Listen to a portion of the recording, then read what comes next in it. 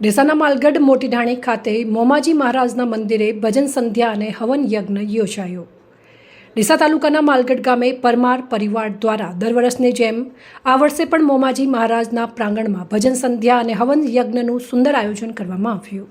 સમસ્ત પરમાર પરિવારના સાથ અને સહકારથી સોમવારે સાંજે ભજન સંધ્યાનું સુંદર આયોજન કરવામાં આવ્યું હતું, જેમાં ભાવિક ભક્તો મોડી રાત સુધી ભજનોની રમઝટ બોલાવી હતી। ભજન સંધ્યામાં મોટી સંખ્યામાં ગ્રામજનો ઉપસ્થિત રહ્યા। ત્યારબાદ મંગળવારને સવારે હવન યજ્ઞનું આયોજન કરવામાં આવ્યું, જેમાં મોટી સંખ્યામાં ભક્તોએ મોમાજી મહારાજના ચરણોમાં શીશ ઝુકાવી માતાના દર્શન કરી ધન્યતા અનુભવી હતી।